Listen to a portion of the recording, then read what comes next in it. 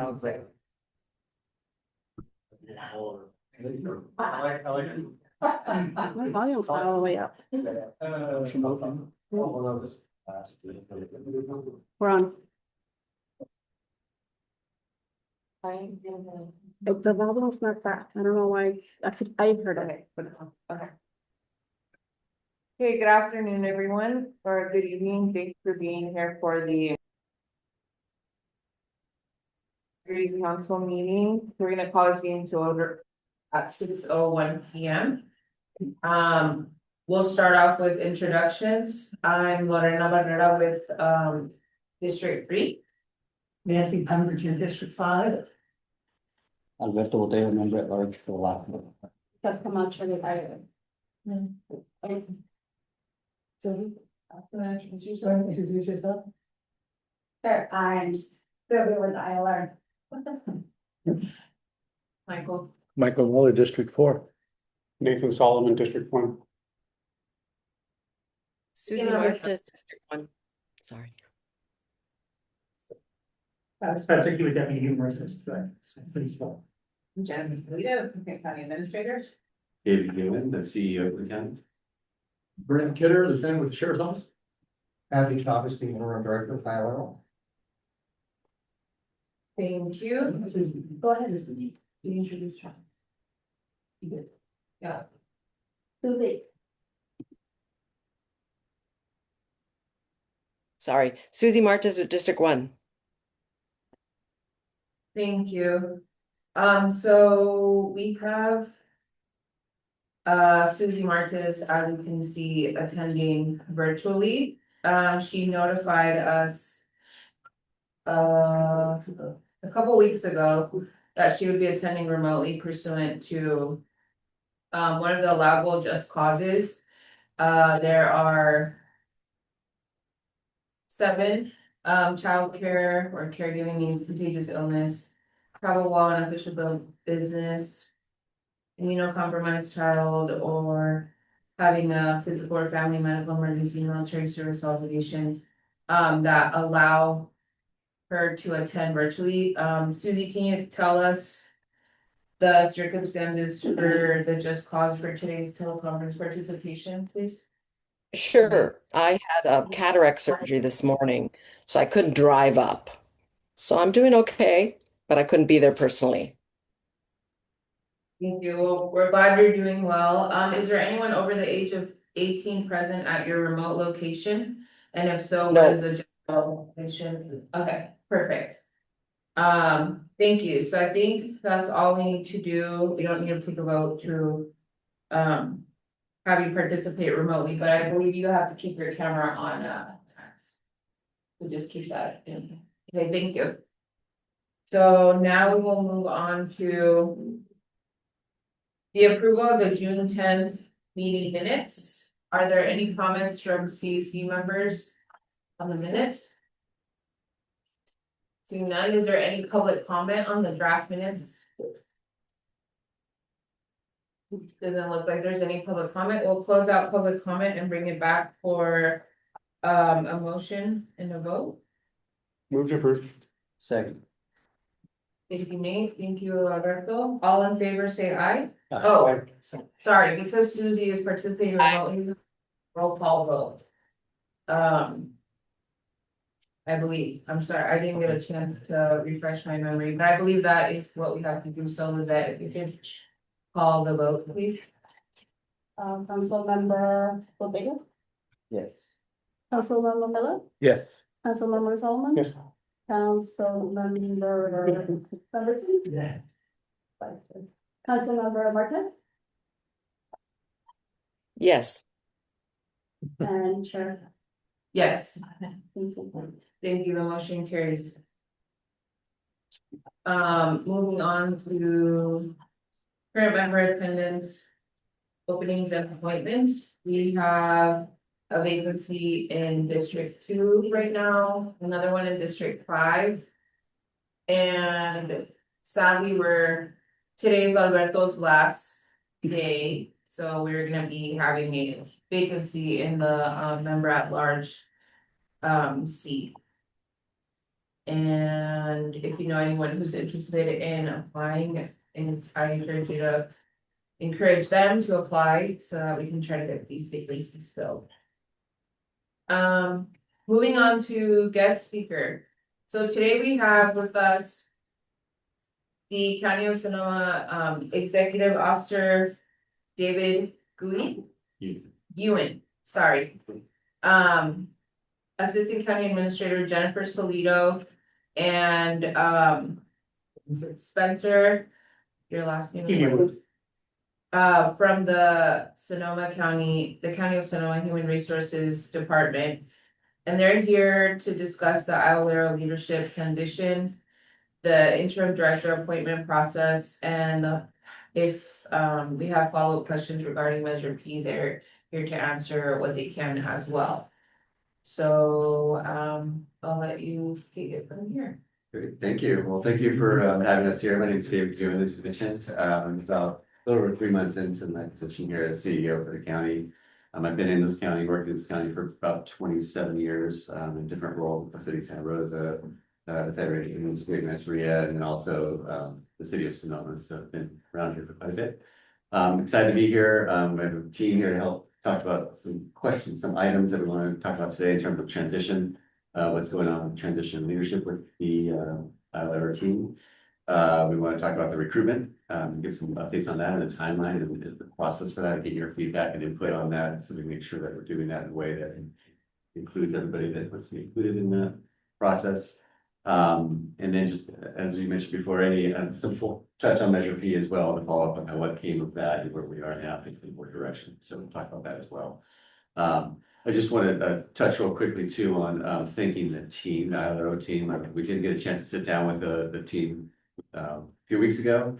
There are a lot, as with most things through transition, a lot of change in leadership. It's important that the team continues to move forward and continue the mission of what Iolero is meant to do. That's a key priority for myself and the board, is to make sure that they have the resources to support to do what they need to do through this transition. I do want to thank the team for stepping up and managing through this. I know it's difficult. Thank everybody on that team. I see Michael on the screen there, so thank you, Michael, for during your time and helping us out through this. The rest of the team here in the room, and thank you, Matthew, for stepping up and helping with your leadership through this time as well. The board has some clear direction in terms of what we're looking for during this time frame, which is essentially to make sure that we're moving forward with not standing still during this transition time, but that we're moving forward, continuing what the charge of the public is for this measure, to make sure that we're doing our jobs. And I think it has some ideas on how to make sure that we're continuing those forward. You hear from him later in terms of what he's thinking about that. So my job is to make sure that he's got the support resources to do that. So with this new CEO model of the county, the department heads report through the CEO to the board. So I'll be working with Jennifer, the assistant CEO, will be working with the team very closely to make sure that they have what they need. So just so you're aware that we're there for that team. In terms of the recruitment, I'm going to leave that to HR, and I'm going to let Jennifer talk about Measure P and stuff. But since Jennifer is going to be working closely with the team, I'm going to turn it over to Jennifer. Again, Jennifer is our assistant CEO, who you met last time, will be day-to-day working with the group. So I'm here to answer any questions, any follow-up questions after they're done. So I'm going to follow up on when I was here last in May to talk about what our plans were tentatively at that point to bring Measure P to the ballot. And if you recall, for those that were here in the May conversation, we did not have a lot of information on content. Mostly what I shared was it was going to be a very hard process, right, in terms of timing. Our focus at that time was on trying to address the live barter issues and potentially other things, but we would also have to do a meet confer process before we could put it on the ballot. And I think my quote in the newspaper was that was nearly impossible. So the follow-up to that is it has become impossible, and the board has officially terminated that exercise. So we are not pursuing a ballot measure in November, or have plans for that in the future. A couple of reasons, like I shared, the timing to do the stakeholder engagement, to do the meet confer with the unions just became untenable. And we really aren't sure that you can solve the live barter issue with the ballot, to be very transparent, right? Because we did talk about that in a fair amount of detail in the May meeting. And we don't see a path forward right now to be able to address that issue, which was really the core, right? How can we get ourselves out of this litigation and be able to really do full, comprehensive, transparent public investigations? And there really wasn't a path forward to do that with a ballot measure that we can see at this time. So the board has decided to not proceed with that. What we are prioritizing during this transition and with the new director, when we get the permanent director on board, is what can we implement from Measure P that we haven't yet? So that's something I've talked a couple times now with Interim Director Chavez about, as well as the rest of the audit team. Really, what we want to do now is inventory Measure P. What haven't we implemented and why? Are there pieces of it that we haven't fully implemented, we partially implemented? Or things that we're doing, but we might want to look at being able to change it, basically looking at what's within our control under Measure P that we can try to maximize now and then reassess later if we need to do something different. The other thing that we're going to be looking at is the operating agreement. So there's an operating agreement between the sheriff and the ILARO director. The one that we have in place right now is actually under the previous sheriff. It's not under Sheriff Ingram, and I'm not even sure that it was signed by Director Alden. So that's another piece that we're going to be looking at similarly of, are there things we can try to negotiate with the sheriff under the operating agreement under the overall goal of being able to advance investigations. So that's gonna be the priority immediately. Like I said, I've already started talking to the team about some ideas around that and sort of looking for opportunities with them to identify, where can we move forward. One example, just to sort of give it what we've kind of been looking at, is there is an interview room, and you may know about this. I know the staff knows about this, but there's an interview room that the sheriff has. It was set up for ILARO to be able to watch investigations and potentially funnel questions through, and it's never been used. So that's one piece of, why? Or could we use it? What would it take? Would that be helpful to ILARO staff and investigations? And what information do we need in order to try to use that? So that's just one example of things that we've identified that we want to try to work through in order to be able to implement Measure P under the authorities that we have. So that's going to be really the focus during Matt's tenure here, and then with whoever we have for the new permanent director. The other focus, and you probably know more about this than me, but the first triennial audit that's required under Measure P is, we should have it any day now. They told us mid-July. That's really going to be a focus for me working with the team of what does that audit say? Right, because that triennial audit is similarly going to tell us what parts of Measure P have we implemented, have we not, and where there's opportunities. So all of that together is going to help us make a work plan to move those things forward. So I'll be working closely with that when that comes through as well.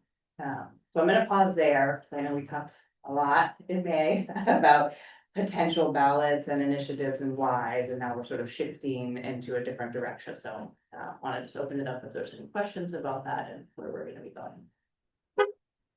Do you want to wait until all three of them have talked to you about questions?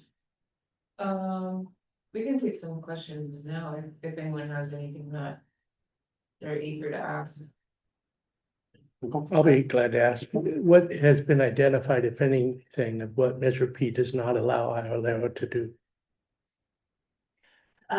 We haven't actually asked that question, so that's interesting. You We've really more have- been looking at. Really, you haven't asked that question? We've been in maybe in this process about 2 weeks, so it's very at the infancy and trying to look at what did Measure P say we were supposed to do that we haven't done yet.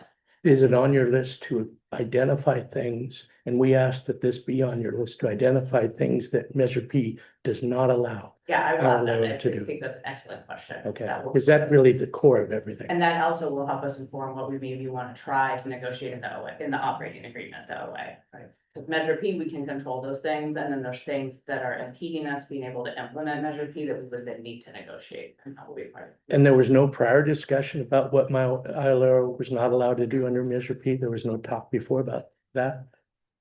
If that happened, it preceded me. Okay. Right? The conversations I've been involved in were specifically about how do we deal with Libarger and the ballot measure. So if that has occurred, it preceded me. Okay. I have a couple of questions, and first I have a comment, and that is regarding the interview room. My understanding is that that ILARO has not been formed Yes. when interviews are being conducted by the sheriff's office, and that's why it hasn't been utilized. That's my understanding. So that should be part of the operating agreement. I also wanted to let people know, because this is relevant, and that is that the Supreme Court today announced that it was not granting the petition for review, and so the subpoena related litigation is done. It's not pending.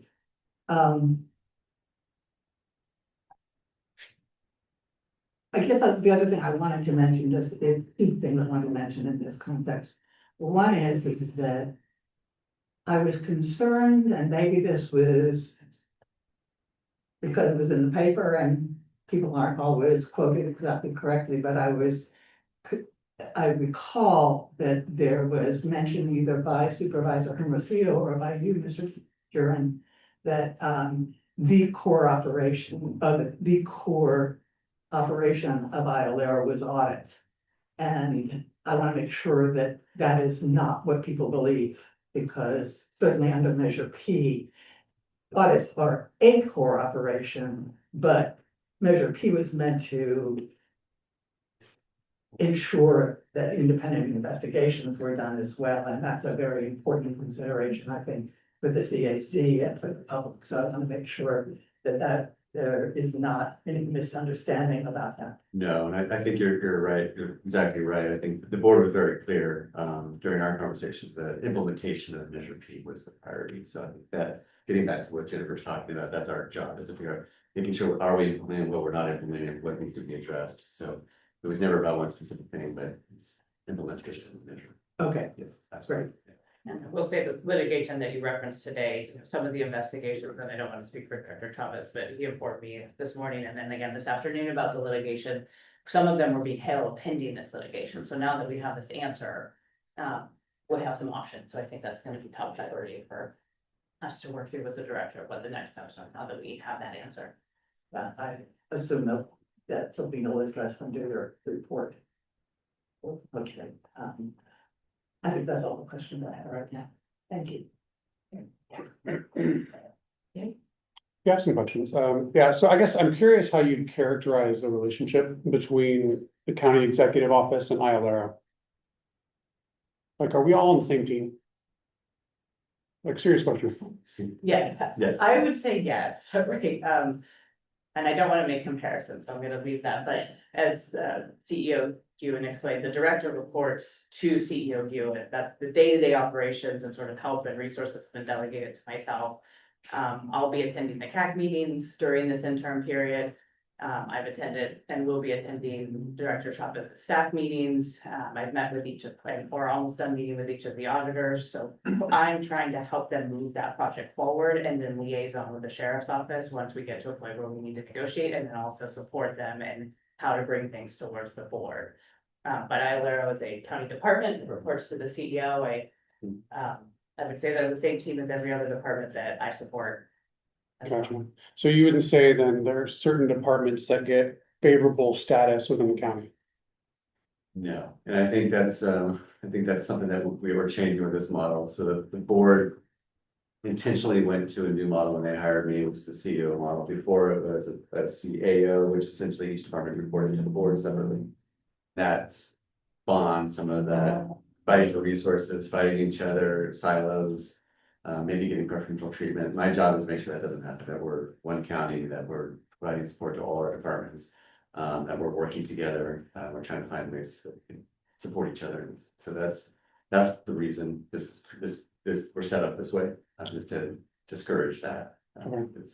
Yeah, so I guess the reason I asked that is because, you know, we recently had some ideas floated about repeal and replace and making it easier to get rid of the director, even going at some funding, which clearly I think you would agree undermines ILRO as a department, right? Would you say that's true? Sure, yes, Ability to implement Measure P 100%. right? I mean, so I guess at that point, when that gets floated, and not really significantly pushed back upon, which I don't know if that occurred or not, but that feels like we have a county exec working with supervisors and sheriff against Iolero and what the mission of Iolero is. So that feels like a conflict of interest, and I want to hear you guys like talk me out of that impression. I would, and I'll let you maybe differentiate the sheriff's office, because I do wanna, be clear, the sheriff is elected, does not report to the CEO, right? We facilitate budget discussions and policy items that come to the board, but we don't have authority, right, over those items, over his decisions. Over the comments that were made about what they would like to see happen at a ballot measure. We don't have authority over that, right? For context, I support the justice and safety, all the safety net departments, so health and human services, child support, the public defender probation office, ILRO report through me to CEO Guin. So that's the context of like my personal, right, scope of work every day is that safety net. I liaison with the sheriff's office, but would not have authority, right? If they want to put something on the table, we, in my opinion, you can negate this, do not have authority to tell them not to, right? We have authority to say what's the impact of that and what Iolero is going to put on the table to try to negotiate with the sheriff, if that makes sense. No, I'll just add, I think the role of the CEO or a city manager, what it is to really look at the various groups of individuals. I essentially have a board of supervisors, I have staff, we've got departments, we've got public boards and commissions. My job is to figure out how to navigate that and work through how to bring something forward. It's always more complex than it seems, and there's a lot of conversations that happen. But the intent is not to gang up on one group or one thing. That my job is to have a fair, transparent process that everyone feels heard, everyone feels like they're being part of the process. So if you don't feel that way, that's my job, is to figure that out. So that's why I'm here too. One, just to introduce myself, so you know who I am. You can find me very easily in the county. Please reach out if there's a concern or you're feeling that way, or you see something happen that doesn't seem right. That's on me to address and make sure that gets fixed. So please tell me if that's a concern or an issue that you're seeing. And I, talk to the sheriff's department. Obviously, they don't report to me, but we have a relationship that I think is really important to have, because we do work with the sheriff on a lot of initiatives throughout the county. So that relationship is really important to me. Same with the board, same with the department, same with the public. So please reach out to me. Good to hear. Yeah, I think trust is really important, right? That's it for now. I'll take a break.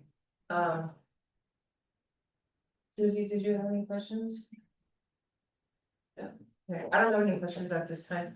How about we take public comment at the end of all the reports? We still have the human resources, Spencer, do you want to go? Yeah, thank you very much. Spencer, Deputy Human Resources Director. Human Resources has been tasked with conducting the recruitment to identify the next director of Iolero. We are engaging the services of Bob Marine Associates, an executive recruiting firm. We've used them in the past if they sound familiar. The individual that we work with there, his name is Gary Phillips. I wanted to kind of speak about in the past efforts to appoint the director. We've worked with the CAIC and we've also engaged the community through a survey process. I wanted to utilize a similar process for this recruitment. And the last time we did this recruitment, we actually had an ad hoc of the CAIC that we worked with. And that was Chair Barrera and Vice Chair Pemberton, as well as Councilmember Solomon, when we did this back in 2022. You were the three individuals that I worked with. Just for some awareness, we had over 230 survey responses last time we conducted the survey, and we did it in both English and Spanish. So it was a great way for us to get some feedback from the community. We looked at kind of the ideal candidate characteristics, as well as some of the priorities of the new director, and we used that to really inform the recruitment brochure that we created, which is that marketing tool that we use to kind of solicit applications for the process. We then went forward and had panel interviews, and we had 2 members of the CAIC participate in the panel interview process. So we looked at doing something similar to that as well this time. And then the final interviews are with the board of supervisors. And we've been looking right now at targeting kind of early September opening date for the recruitment, and looking at early November for panel interviews, and then an appointment in probably January or February, depending on who was ultimately selected and what that kind of background check process and pre-employment process, the timing of that. I'm happy to answer any questions you have as we start kind of thinking about the recruitment planning process, but one thing I did want to ask today of you is the interest really for me to work through the chair or for human resources to work through the chair on the recruitment process, or would you like to establish an ad hoc again? I believe you have a meeting, your next meeting is in early August, and if it worked for you and you could establish the ad hoc, then I could meet with you shortly thereafter so that we could work on the survey and we could work on some of the recruitment materials so that we could meet that September timeframe. So recruitment. I think, that's something we can put on the agenda so that we have an ad hoc established. Okay. And that it's not all through the chair, because I know that there are probably some who would be really interested in serving on. Or assisting with this recruitment. Would you mind, Chair Barrera, if I contact you and kind of work on a schedule? So that once the ad hoc forms, then we can kind of move forward right away and start working on the process. Okay, perfect. Thank you very much.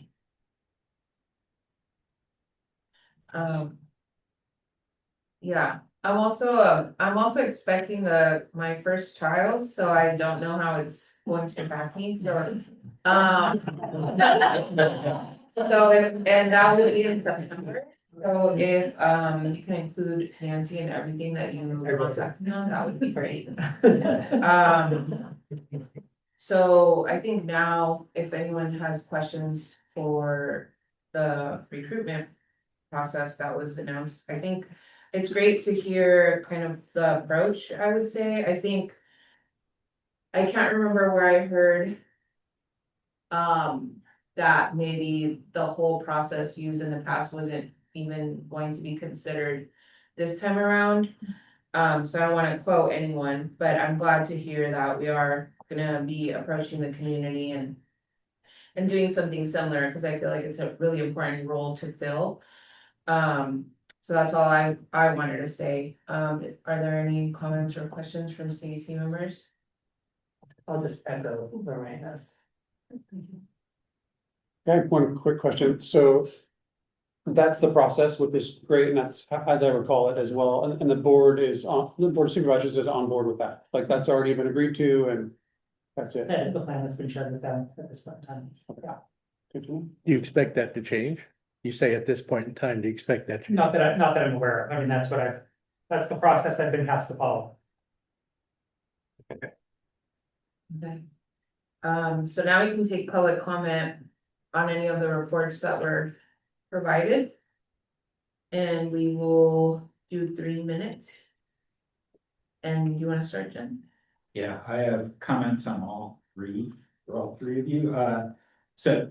Jennifer, I would ask you to consider working with the Iolero Investigations Ad Hoc, because it's an ad hoc that they've had established, and it was basically for Measure P implementation. You know, they called Investigations Ad Hoc just because that's where they saw the biggest roadblock happening with implementation, but they're really focused on the whole thing. Mike's on that, Susie's on that, Nate's on it, Casey created it. It was his brainchild when they had that.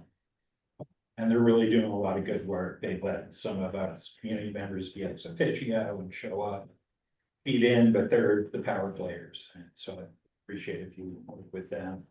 I have a worry about the operations agreement being rewritten under an interim director, because the interim director is also, my understanding, applying for the permanent director position.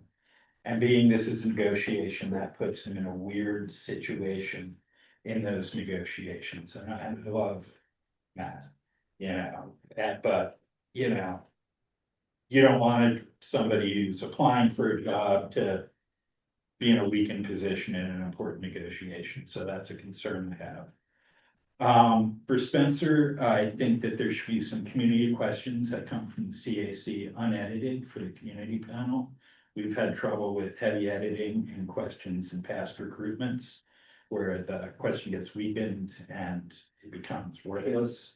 And just so you know, I served on 2 of the community panels in the past, so I watched it get weak.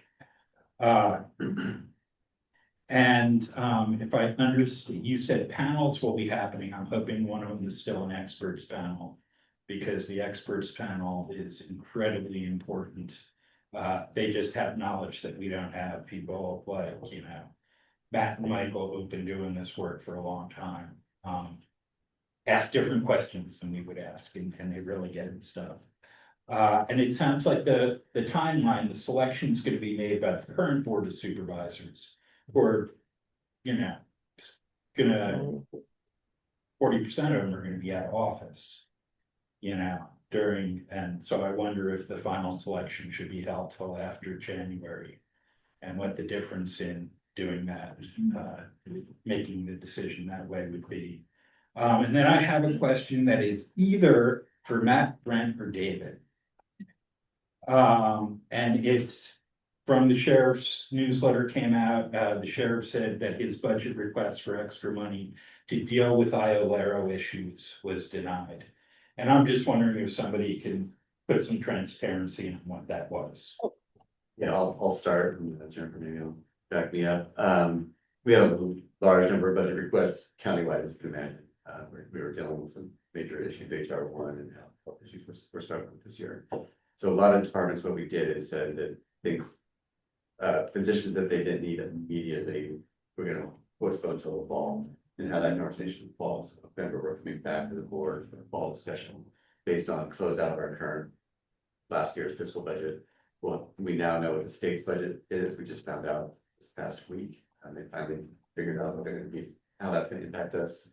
And then we're gonna see what true impacts of HR1 are to our system, and where we need to fill the gap on food security or set of Medi-Cal Medicare issues. So we're gonna be doing that in November and talking to the board about what those impacts are, what the budget looks like, and revisiting a lot of these asks that came earlier. So it's it wasn't denied, it was just, let's put a pause on some of these things, how this conversation have better transparency about what funding we have available, and then have that conversation later this year. I don't think that's it. Yeah, the question is, IOLARO should be a force multiplier for the sheriff's office, should be a way to assist it.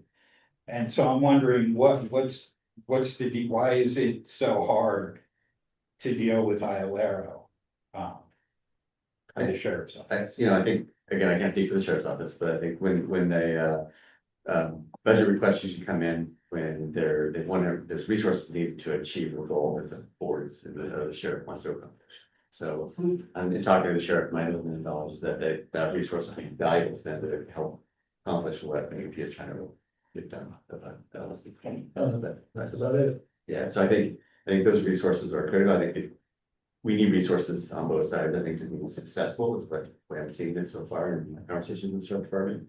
So if we didn't feel we were able to make that decision now, in the current budget cycle, but we will have that conversation again in the fall.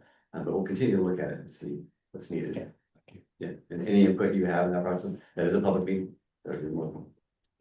Right, if there's anything else we have. Yeah, maybe just a little bit in terms of process, and my recollection, and this is online, so I don't want to say what I think the positions were. My recollection was that they were requesting 2 positions to deal with the workload of IOLARO requests for information and data. This would all be in our June budget hearing materials for what those specific positions were. This is one area where CEO does have authority over all of the departments, including the electives, where process-wise, all departments make requests for new resources that they need. Our office goes through a process of sort of prioritizing what we can fit in to current budget allocations. And we color code them. So if you look at the spreadsheet, there's green, we have money for this, we think it's a priority, we recommend the board fund them immediately. Yellow is, there's a business case, but we don't have the money, right? It's not right now, it's not a priority. And then red are things that we did think actually, probably don't have a business case or this is a priority. And these positions were in the yellow. So, we could look at this business case, but CEO Hewitt said we don't have the funding right now. The board has authority to make the final decision. So I want to be clear about that. But the CEO has authority to recommend to the board what gets funded and what doesn't. So that's what's transpired in June. And then in November, we're going to review all the requests that were yellow and seek board direction at that time. And I can look online or follow up, but once the materials are posted in November, you'll have specifics about what those positions were. Just to follow up regarding the recruitment elements that you mentioned, for this type of position, I do anticipate having a subject matter expert panel. Again, we have in every single prior recruitment, and I would anticipate doing the same. Thank you for the feedback about the watering down of the community advisory council, community questions. I'll definitely be mindful about that as we go through this process. And then I think we can certainly have conversations regarding your comments about the final selection being made by the new board. And that's something that we can talk about internally and see what the applicants want. Thank you.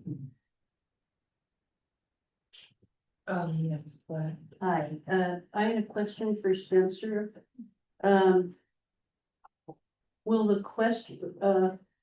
Will your recruitment incorporate the recommendations that the former director had forwarded to the sheriff's office?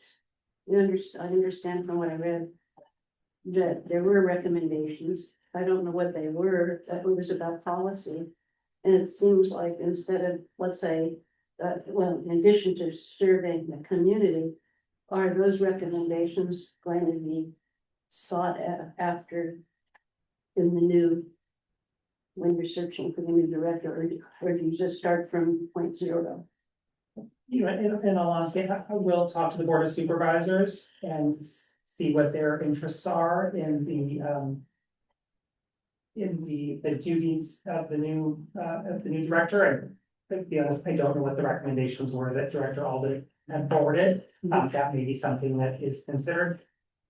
I don't know what this. I just want to add a comment from this sort of the skeptic community member that's reading the newspaper when I saw that no longer the ballot measure was going to be ditched. I thought, well, maybe that's because the supervisors think that they can accomplish the weakening of the measure with the new, in the choice of the new director.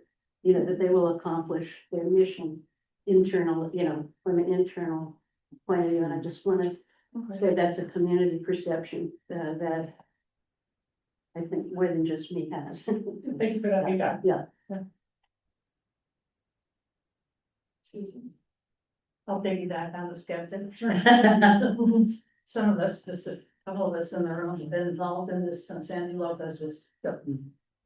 We have had reason after reason after reason not to trust the county and not to trust the supervisors. And therefore, knowing that there are supervisors who want Measure P changed, I have the same fear, because when Carlene Navarro was director, she had the recruiter had said, we don't have a qualified applicant. And the supervisor said, we're ruling that, we're hiring her anyway. And that's from a few sources that I promise not to name. But she then came in and there was before she was even formally hired, the sheriff had and was quoted in the paper as just being so thrilled with her choice. This is going to be so wonderful. And then within a few months of being in the job, she had written an ordinance to gut this council. And we, the activist community, had to go to the supervisors and fight it and got them to reject it. So it's kind of understandable that we might be suspicious that something like that could happen, yeah. And it's one reason why Jim doesn't want to see the old, of course, we don't know what the next board of supervisors is gonna be like, but we have our hopes. So I just wanted to express that same distrust, because we've actually had many reasons to have it, and so that's I'm coming. I would like to piggyback on skeptic 1 and skeptic 2 by saying the last meeting I attended was the May one, where we were still in the conversation about the repeal and replace. So at least I am feeling still very cautious about who's motivated to do what. So And again, I don't think we three are alone in that sentiment. I think there's gonna have to be a lot more teamwork, to use your term, to fulfill the mission. And it hasn't felt very teamwork. I'm gonna ask everybody to speak up. People are talking very quietly or they're drifting off. And we have people on here and we have people who have hearing issues, and so I'd like you all to speak up, okay? Thanks. Did you have any comments? I would echo the concern about making the appointment before the new board is in place. I think that would be a mistake. Thank you. And we don't have hands raised from online attendees. So we'll close public comment and we kind of did it as a Q&A. I don't think that there's anything pending that wasn't responded to. Are there any last comments on the reports that were provided by the county staff from CAIC members? I've got one just point of clarification there. Yeah, you know, and this is for Miss Salido. Last time you came, there was a Public Records Act information release, and it came out that you said something along the lines that you were gonna attend, but that you would appear completely incompetent. And I know, like, when you wrote those words to Will Tascone, you probably weren't thinking they were gonna get out and released, but I think almost everyone here has read that. I wanted to give you an opportunity to clarify like that comment and those statements and kind of ask you like why you would say that and give you the floor to speak to that, because everyone here has read it and I feel like it's kind of an elephant in the room and I don't like that stuff, so. I appreciate that, and that's how I felt in that meeting, right? You all had questions, Mr. Miller raised it as we meet again today, that I wasn't able to provide any specifics in that meeting, right? I can talk about process, that we need to meet and confer, that I think the timeline doesn't work out. But I was not able to, because there were legal closed session discussions, discuss any of the content that was being discussed in the ballot measure, which is what all of you were asking me to share, right? What are the lines in the ballot measure going to be? And I have to say, I don't know, or I can't share that with you, which that was my intention in that comment. I'm going to go to this meeting knowing that I cannot answer your questions, and that doesn't feel good, right? And I'm going to show up and appear incompetent. So maybe not the most professional email to send, but that's how it felt to me going into the meeting, and that's how it felt in the meeting, and I know that's how it came off to some of you. Yeah, Very much so, very much so. Thank you. Yeah. When were you all discussing with the supervisors the language changes for Measure P? When did that come up? During the closed sessions? Yeah, like when, like, was this going on for a year or a month or? I 18 know months? it was in May. I'd have to look, it may have initiated in mid-April. Can I ask something?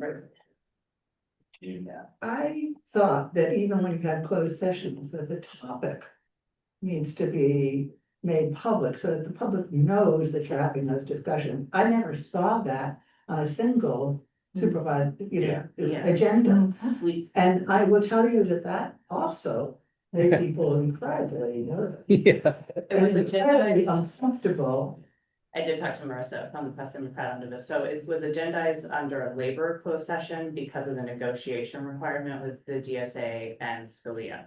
So sometimes those are agendized that are unrelated. I want to be clear about that. Like if you see that on the agenda going forward, it doesn't mean that's what we're talking about. We're going into labor contract negotiations with HR with all of our unions. So you're gonna start seeing that be a standing item, but that's the government code that we went under a closed session for, was what are we gonna negotiate with the DSA and Scalia to get to a ballot?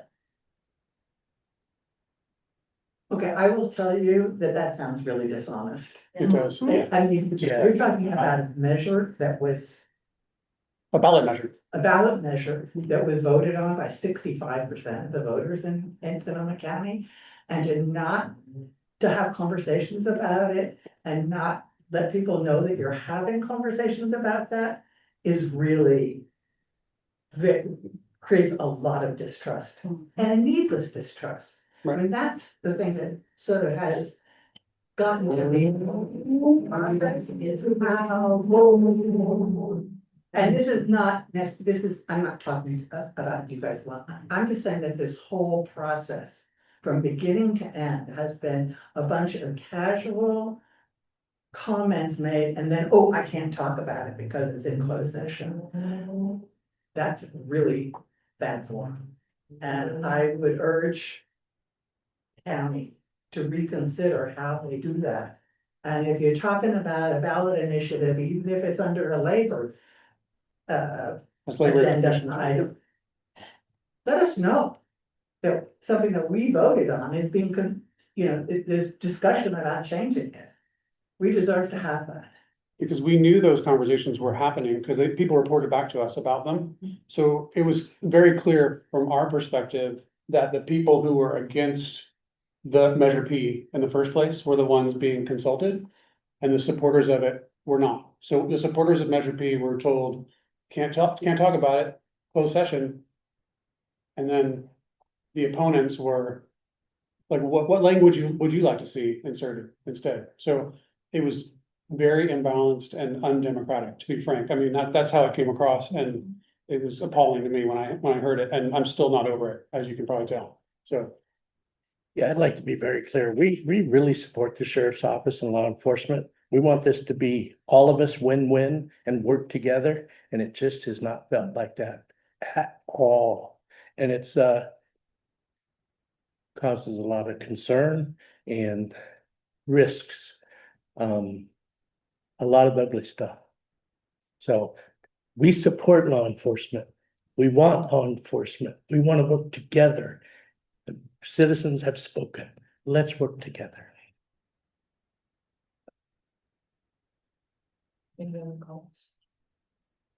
Thanks for letting us put you on the hot seat. Yeah, thanks for being here Yeah. to take it. Yes. Yeah, I'll just say we definitely hear you, and I just want to make sure that you know that the candidness in the room is helpful. We hear it, and it's our job to work through that. So thank you. Thank you. Thank you. We look forward to working with you. Yep. Yes, and I just want to say that I think updates like this are really helpful to really hear directly from the people working on the subject matter. I know when it comes to closed sessions, there's only like certain things that you're allowed to meet for, and then you have to use certain language. And I feel like it's not as transparent as when you're publishing something else on a regular agenda. So if there's any kind of loophole in the Brown Act that allows for you to publish the language that you're required to use and do like an announcement saying this is actually about Measure P, I think that would be appreciated. I don't know that anything exists, but I think that it does look bad when government has to follow these processes that are supposed to be for public transparency, but really are not very transparent, and it makes things look like there's like sneaky behind the scenes stuff going on, and considering all the things that were said, that's how a lot of us felt. So I know it's tough, but I thank you again for coming here and giving us all these updates. And I don't have any other questions, or hopefully you can consider the things that were brought up by CAC members and members of the community. And we look forward to working with you on the process of the recruitment and anything we can help with on the operational and all the things you guys are working on too. And I didn't know they had an ad hoc, so I would love to follow on that's. Yeah. Next on. Yeah, we will put an item on the next agenda to select, I would say, 2 or 3. I think you had 3 last time, but it's up to Okay, you. we can do 3. Members of the CAC serve on an ad hoc committee to assist with the recruitment process. And I'm sure that will have interested members. Yeah, I don't have any more questions. You're welcome to stay for the rest of our meeting. Otherwise, thank you so much for coming, and we look forward to working with you. And we take no insult if you want to leave. We know you have a life. Stay for the updates here, the next updates, that's Yeah. okay, and then. Yes. we'll get on You- your- I'll be in touch by email too. Thank you. Thank you. Thank you, Scott. Okay, moving on to oral reports and comments. We're gonna go ahead and start with the sheriff's liaison report. You can talk about. Oh, he's Good evening, everybody. Again, Brandon Hitter from the Sheriff's Office.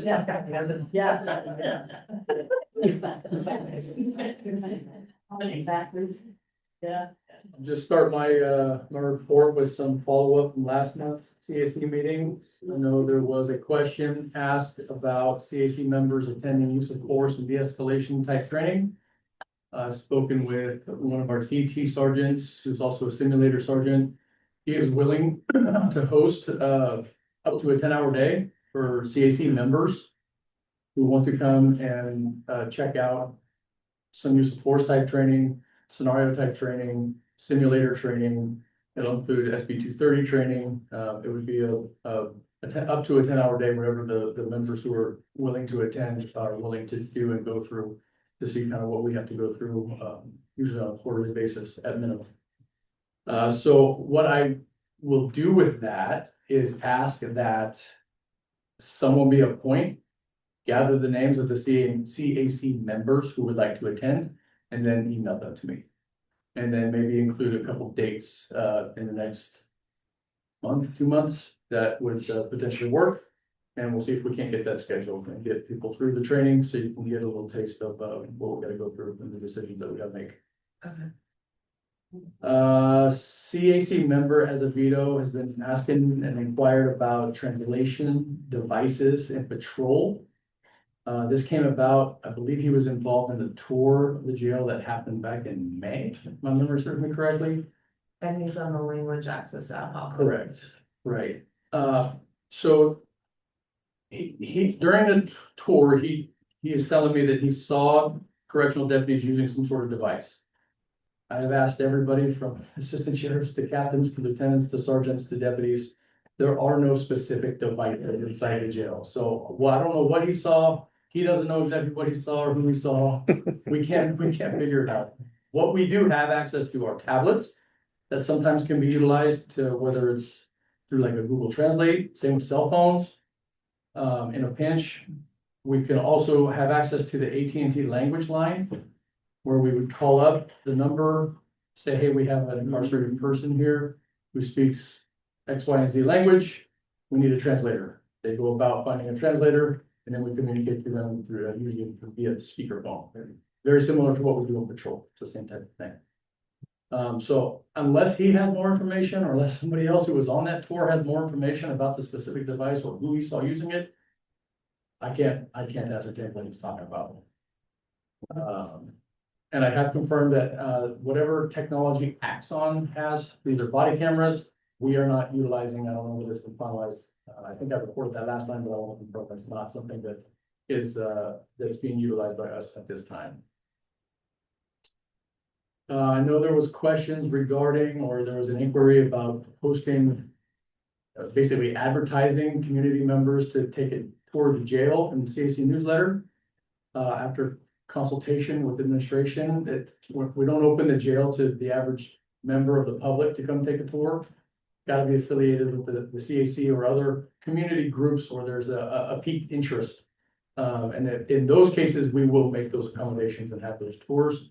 And speaking with Lieutenant Patrick today, who was on the tour, I think both times actually, because I know there was one last night and there was one in May.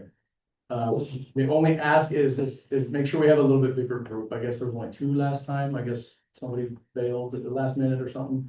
I understand things happen, but to have various members of the sheriff's office host a tour for just 2, not that it's inefficient, but we could better use our time if it was a bigger group. So that would be the only thing that we say. So if the CAC members still want to, have one of those or 2 of those a year, whatever it may be, whatever kind of schedule you see fit, by all means, get a hold of me, put you in touch with Lieutenant Patrick or whoever we can, and we'll get those tours done so we can, answer questions and you can see, real time what the jail looks like. And then there was also an inquiry or a thought about maybe advertising volunteer opportunities in the jail through the CAC newsletter. again, the jail doesn't necessarily accept or employ volunteers to come work in the jail. The best way, if somebody is truly interested in volunteering in the jail for the program specifically, because that's what, I believe it was Trevor had brought that up. That sometimes programs aren't being offered because there's not enough volunteers to run whatever the program is. The best thing to do would be to get a hold of that program, go apply to that, be a volunteer with that program, that specific program, and then go through the application process through that program to get basically hired by the jail that way. We don't do it ourselves. It goes through the programs that we've already got contracts and agreements with. Can you just? So. Can you just clarify that? So somebody would contact that program, but Yeah, my memory serves me correctly. The list of programs that are offered are on our website. I know the website's not. We're doing it. It's getting redone. Hopefully, maybe in a couple months, actually, it'll be done. That's what I've been told. So no hard deadline yet, but at least it's getting done. So those programs, there's a list of them that are offered on our website. So if those pique your interest, contact that organization directly. okay, got it, thank you. All right, so then moving on to community engagement events. Sheriff's Office members attended the Juneteenth Festival at Martin Luther King Park. There was an evacuation preparedness presentation in Wikia. Henry won a canine demonstration at the City of Healdsburg Summer Camp. We held the Youth Academy. There was another full class. There was 28 attendees for the Youth Academy, so that was a great turnout again. There was a meet and greet in Alexander Valley. May or may not know, the town of Windsor runs the Kaboom. We attended the Kaboom show. We had a presence at the Kaboom show, which is a fireworks show for Windsor. Same with the City of Sonoma Parade and fireworks show. And Sergeant just recently promoted to lieutenant, although it's not effective yet. Valencia still is working with Spanish radio. The last one he went to was a couple days ago, I believe he told me. The topics that he spoke about were it's basically a pack the patrol car, but for back to school supplies for kids and students that need the assistance there. And then also he spoke about some of the increase in gang violence within the county. And they discussed what kind of signs and things to look for, especially with your own kids or maybe your kids' friends, and then how to report that if you see something like that. So that was some of the topics that he spoke about on Spanish radio stations.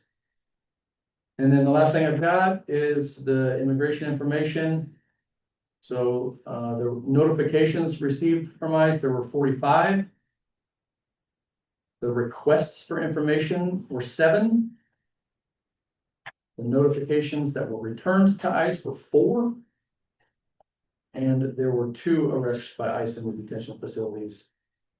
For what it's worth, I am pleased to report that every one of those categories saw a decrease in activity for the first time in a couple of months, if my numbers serve me correctly. So that is the information I've got for y'all. Can I just confirm that the arrests are arrests with judicial warrant, is that right? Always, yeah.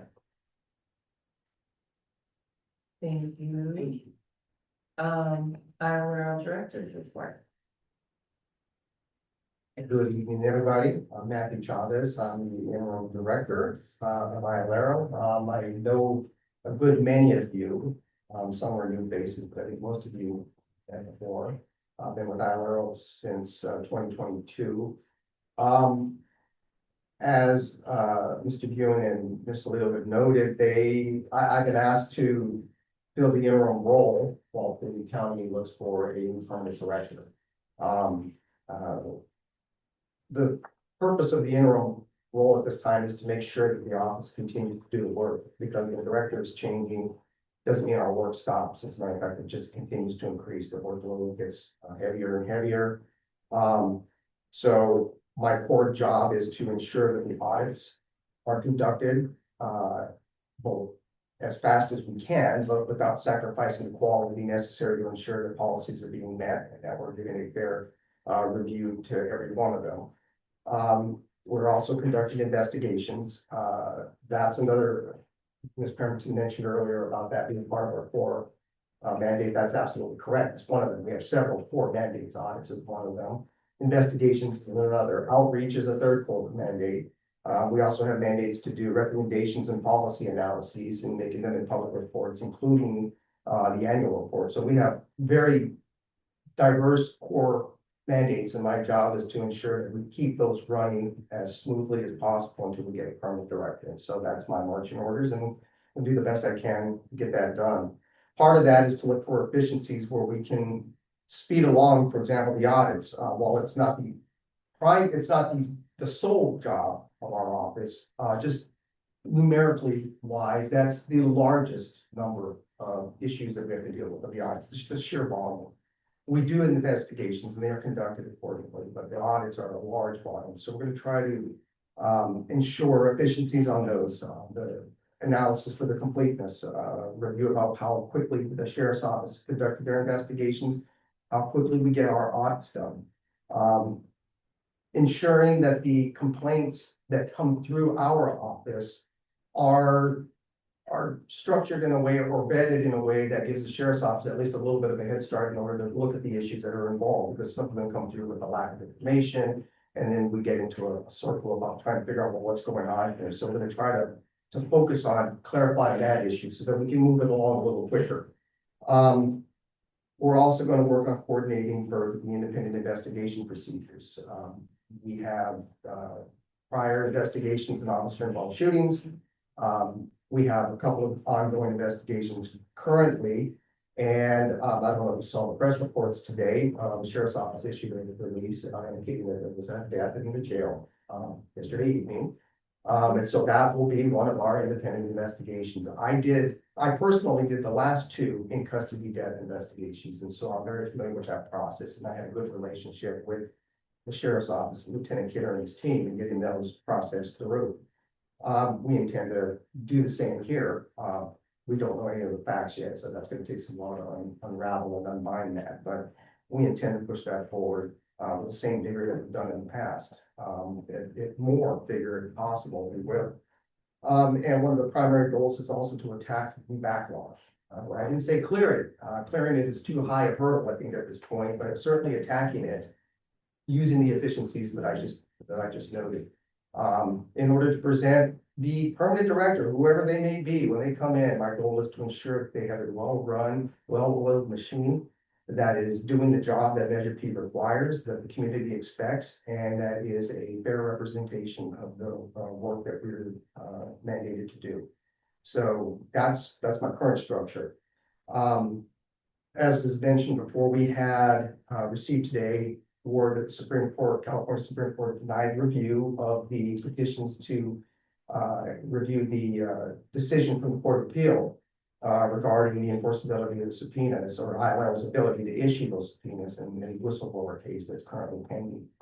A lot of things happened today. I haven't had a chance to go back and review the process, but generally what happens is the court is going to send out its mandate, goes to the Court of Appeal. From there, the mandate comes back down to the Superior Court, and then they regain jurisdiction over the matter.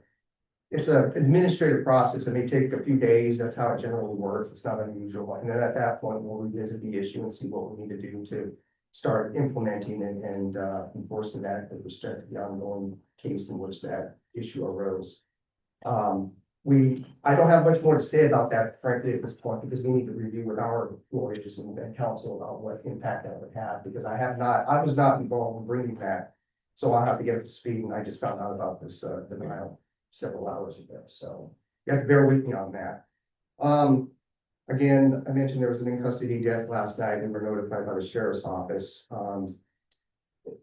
We will keep you updated as we go along with that. I probably will have more information at the next CAC meeting and provide you additional information there. But the process generally is the sheriff, and I'll let Lieutenant Kidder correct me if I'm wrong, but the jail staff will conduct kind of a post-mortem review along with medical staff.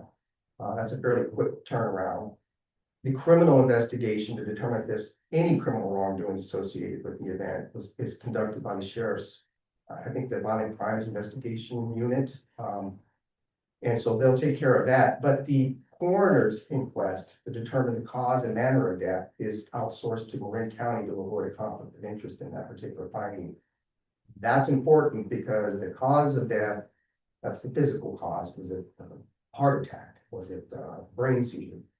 That's important, but the manner of death is more of a quasi-legal determination. Was it a homicide? Was it a suicide? Was it natural? Was it undetermined? And that will kind of guide some of the criminal evaluation that goes along with it. And then the final component is what we're doing, or will be doing, is the administrative level investigation. The sheriff's office conducts their own.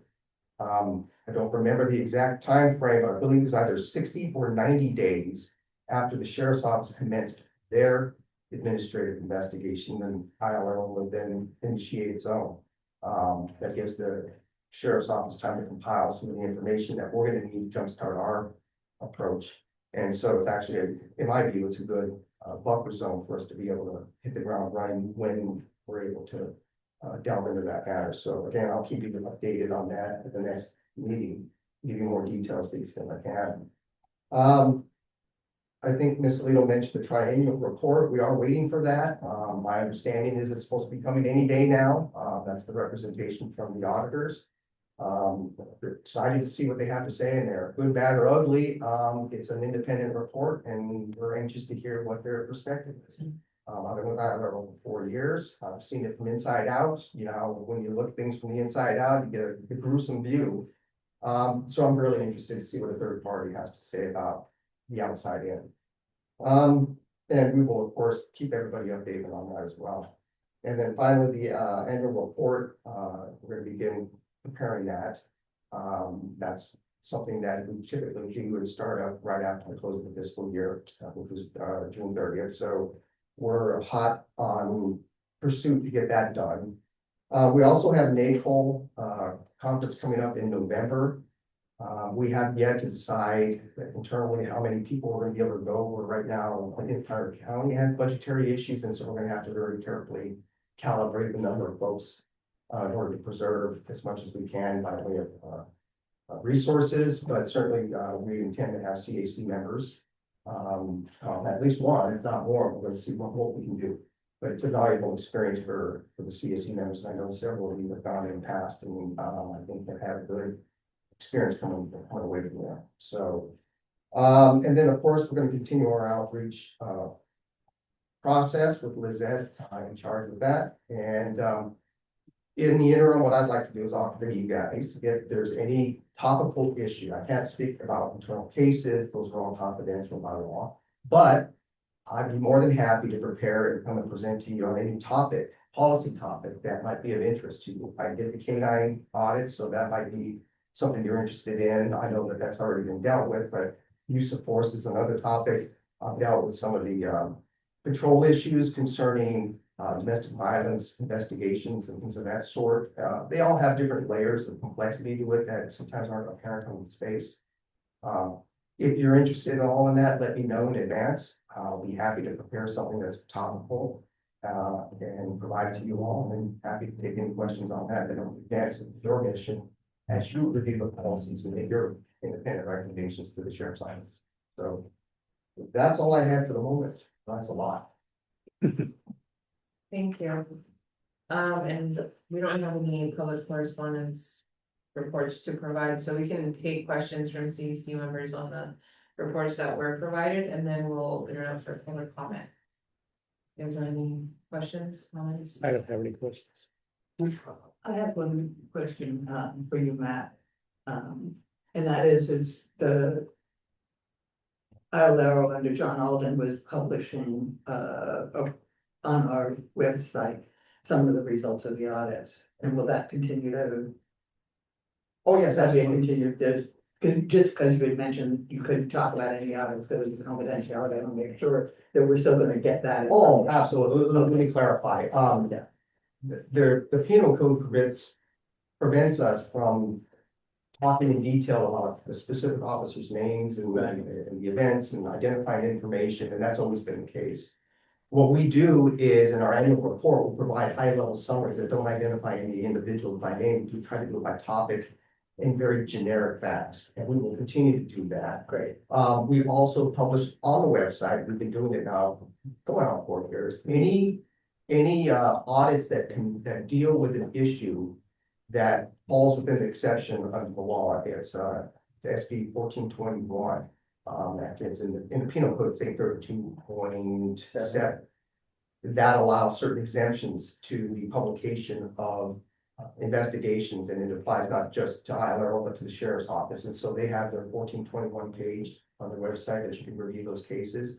And we publish the same on ours if they fall within the exception. So you'll get redacted versions of the actual audit or investigation reports. Great, thank We will continue with that, absolutely. Right. Thanks. Thank you. Okay, we'll take public comment on the reports that were provided. Is there anyone from the public? Sorry, Jim. I have a question and a request. My question is, will the triennial report or audit be made public immediately upon receipt? And then my request is, it sounds to me like the operational agreement rewrite is going to be moving forward under your administration. And so can you be providing regular updates to the degree that you can during your monthly director reports? Because if you remember, Garrett Byers redid the letters of agreement in secret, basically. And then when they became public, there was a huge blow up because they were insufficient. There were problems. And I'd like to avoid making the same mistake twice. Sure.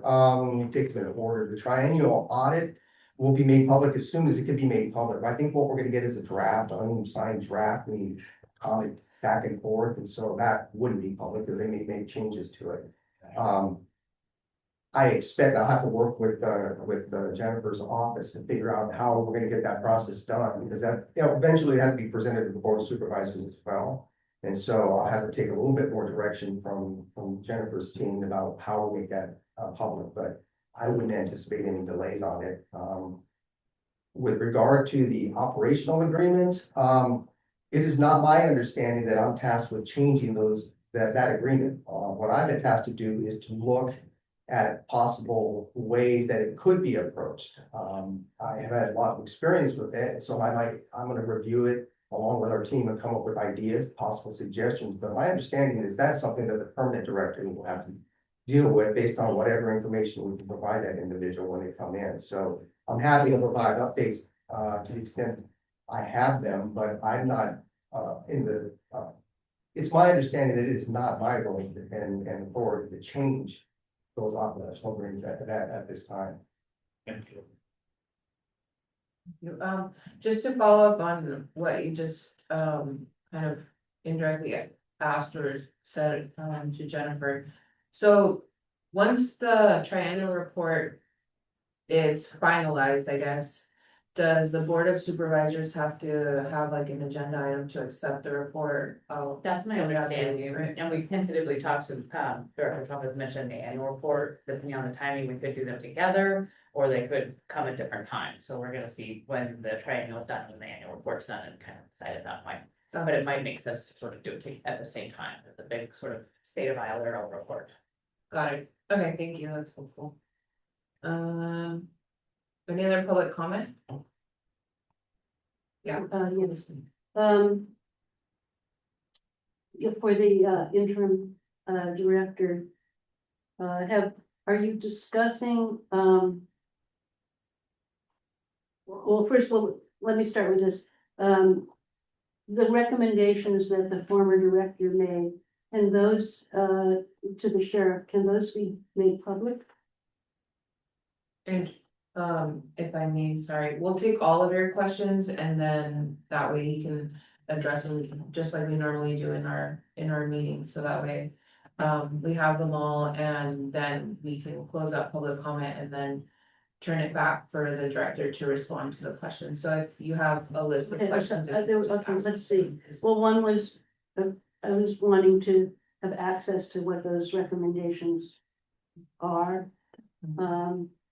The second concern, which concerns both the sheriff's office, I can't see the name, and interim director, is what kind of preparations are being made for ICE, increased ICE activity in the county.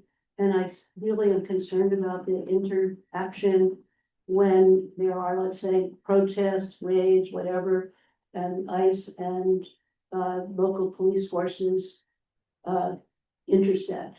And so I'm wondering if there are are there trainings going on in the sheriff's office?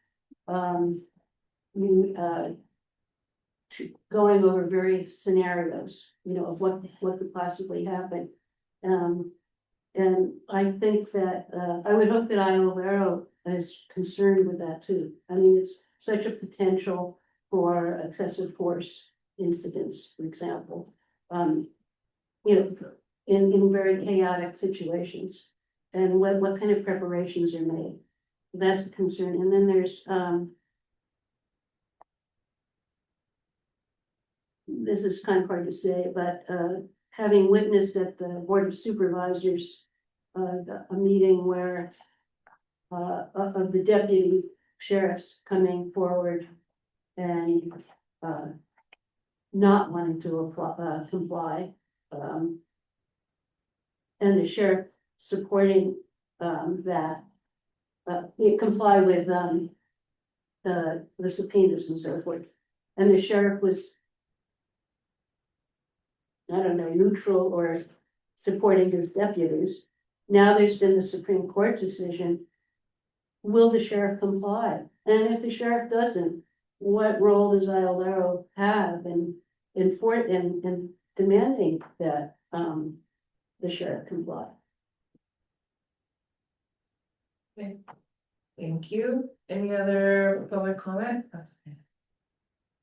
Okay, and I don't see any hands raised online, so we'll close out public comment, and then if you could just touch on those or respond to those questions or whatever you're able to respond to. Please. Yeah, I'll be happy to address the first one about the recommendations that Director Alden had provided. I'll be honest with you, I don't know what those recommendations were, and I'm not familiar with them, so I wouldn't want to guess, and I don't think I can speak intelligently right now about whether those could or could not be made public, because I just don't know what they were or what they constituted. So I'll be happy to look into that for you, but I don't have an answer for you. Just wondering if that's private or public information. Yeah. I don't even know what they were, so the context is something that I don't have, and therefore I couldn't really give you an answer on that at this point. I apologize, but I can look into it and get back to you at the next meeting. I'd be happy to do that. I think the next two, might be for you, Lieutenant. So regarding your question about what kind of preparations we're taking regarding ICE activity specific to protests, we have a tactical team that trains periodically. I'll be honest with you, I never was on that team. I don't know exactly what their training schedule is. But they're the team that would respond to any sort of large mass protest that gets out of hand. They train regularly. There is no, to my knowledge, there has not been any sort of training held specific to what the sheriff's office would do if ICE interrupts protesters. We don't control ICE, the sheriff's office wouldn't control ICE, we wouldn't have that ability to intervene.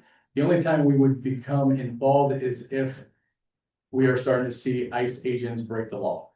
And I've covered that, I don't know, the last 2 or 3 meetings that I've been at. We will address that if that issue arises and how and when it arises. In the moment though?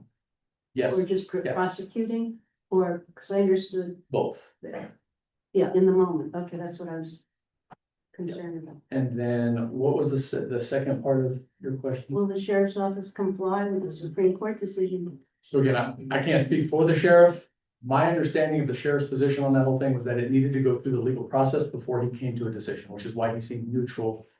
I think was the word that you used at the board meeting. So, yeah, I can't speak for him. But my understanding is that now that this has gone through the appropriate legal channels, whatever the order the courts have given, I don't believe his intent is to disobey that. But again, I'm not the sheriff. It's about the best I can do.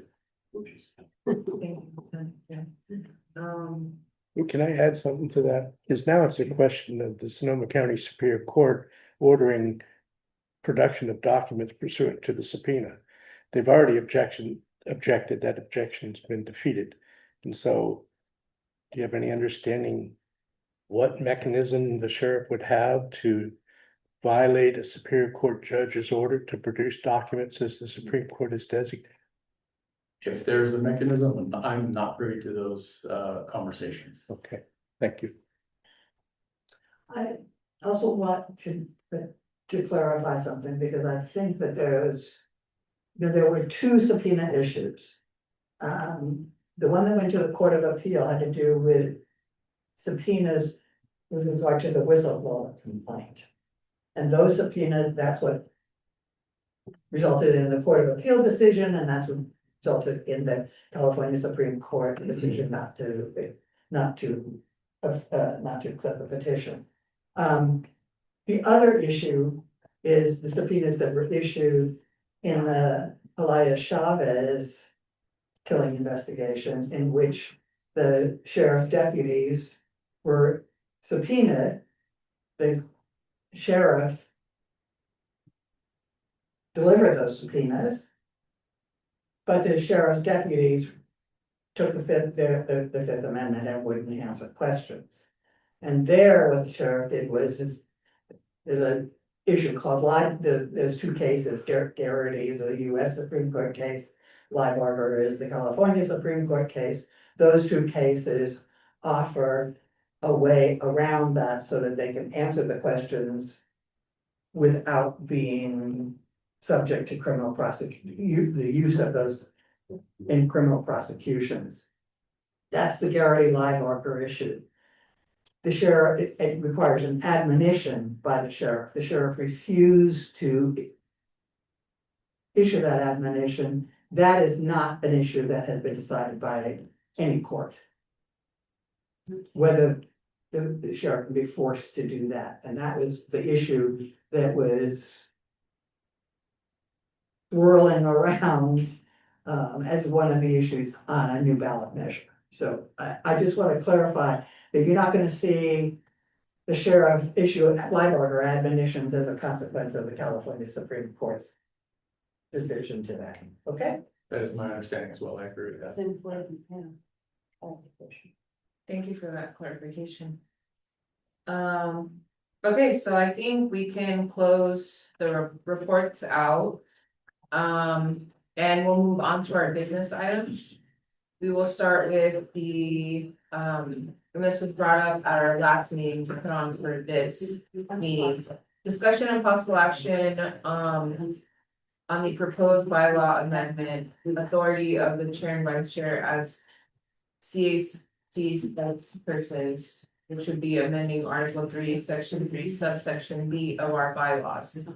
And I believe those are in the packet. And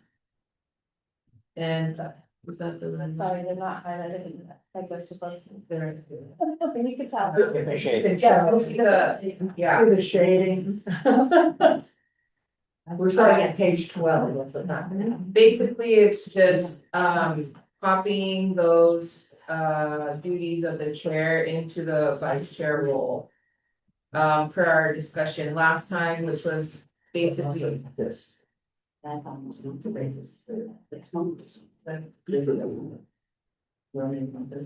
Okay, so there's actually two changes. The first one is the new number 5 under B1, the chair shall, and it specifically permits the chair to communicate and represent official CAC position and recommendations, motions, letters, and actions that have been approved by the CAC. And allows the CAC chair to speak at public meetings and in other forums about that. The second one is for the vice chair, it just allows the vice chair to do that in the absence of the chair. The same, so that's the same thing for the absence of the chair. Thank you. or Thank you. designated. Thank you. Or if designated, Or is designated by the chair. Yes. When the chair says it's okay. Or, yeah. Delegate it's a team role. We always try to sell it as that. You guys should really try it, like, when we have elections in January. Think about it. You wanna step up, be the chair, and then have a vice chair, like Nancy, who has your back and helps with everything and takes the lead on everything, then you'll get to experience that teamwork that I'm talking about. So yeah, so these are the amendments on the bylaws. Are there any comments or questions from CAC members? Okay, we'll open it up for public comment. Is there any public comment on the item? Okay, seeing none in the room and no hands raised online. Then we'll bring it back to the CAC for a possible motion or any final thoughts or comments. Move to Are you approve. guys okay? Move to approve by me.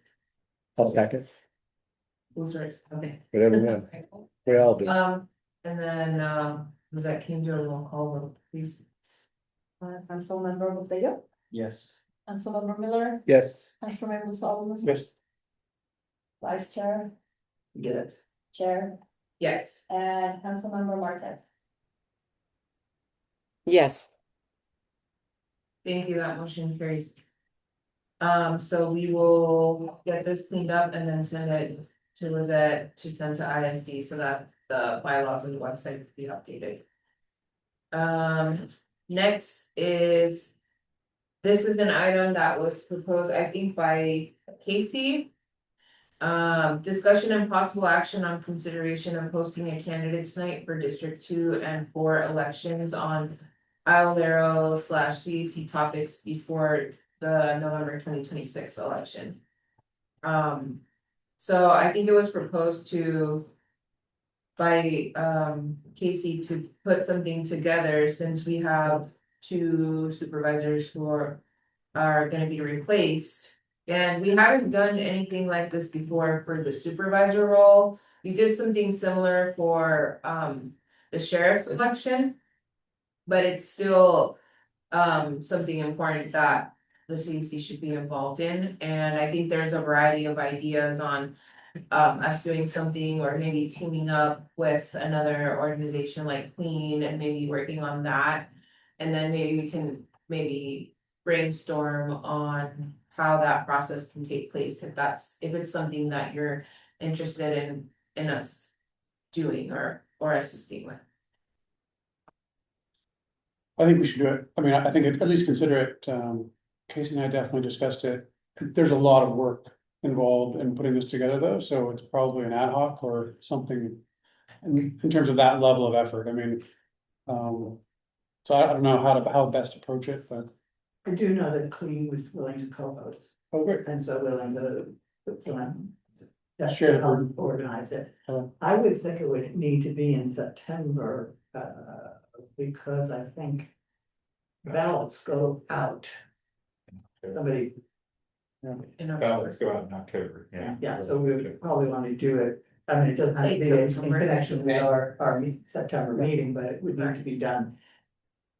In September.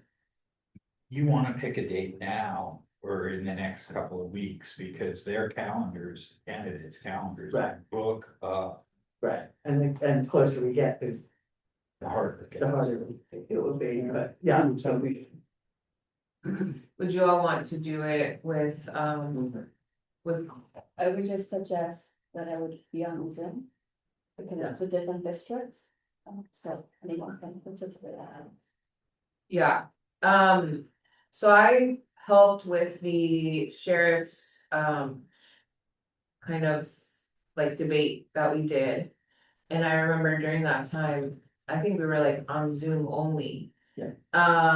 I created a form for members of the public to submit questions that we can then like sort out and then use for the questions done that day. And I think that's pretty easy to do. I think if we decide we want to do it with Clean, then we can pitch that idea And that way we hear from the community and get an idea of like the kinds of questions that they think we should be asking.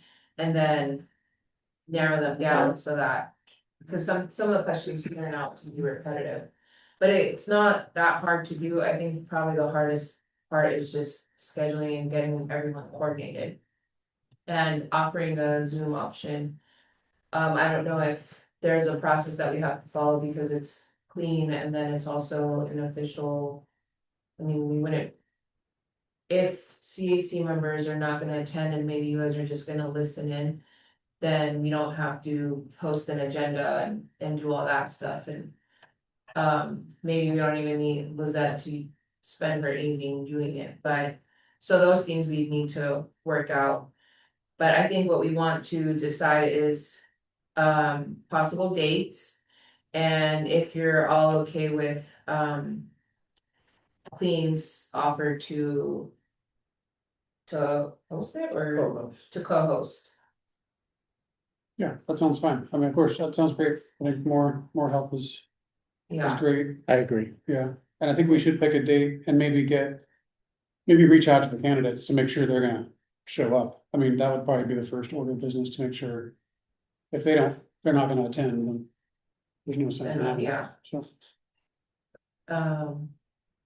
So maybe the last week in September or something, Last full week, I did that week. the last full week, yeah. But not Monday, because Monday is the week of September 21st. At that Monday is going to full church to not do it on. Full. Okay, so maybe have the options to have it on the 22nd, 23rd, or 24th. I feel like a lot of people say no to Fridays, but that can be like. Yeah. A backup day. Yeah, or we can do the backup dates as the 29th and 30th as well. Oh, no, you can't then. Sorry, we have to do it before a due day. So I think that week, 22nd, 23rd, 24th would be great. I'd love to help. I don't have to be. I prefer not to be like the face asking the questions, but if no one wants to do it.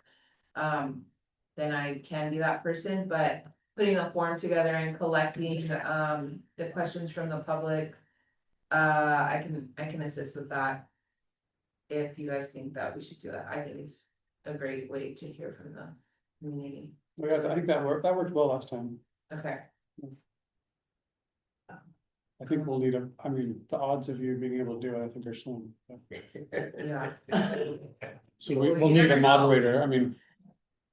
Never know, I'm feeling You great. could, It's possible. I have 0 issues. Yeah, seriously. In the evening? Yeah, I think yeah. it's a Yeah. good time, 6 p.m. And. Who do we contact? Well, we just contact you. Yeah. I can. Clean numbers. I mean, I would prefer not to actually be on the ad hoc, but I will see if there's anybody. Wait, do you guys think we actually need an ad hoc? That's a good question, I don't know, it was an open question, I wasn't sure, so. Well, we need somebody to contact the candidates, Yeah. right? We need somebody to compile all of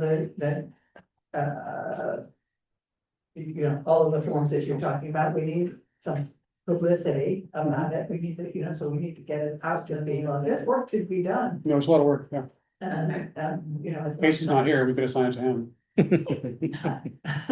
That's usually how it works. I'm glad to help, tell me what to do, but I'm not, yeah. Okay. Yeah, and I can help too. So then you guys want it to be like us? I could certainly help. Okay, Susie. All right, yeah. Okay, cool. So Susie, We have to be careful of that on any. Yeah. It's an ad hoc, so it has to be less than 5. Oh, no, less than Oh, 'cause 4. we have seven. Because, so we'll be one, yeah. Yeah, so you just like withdraw your resignation?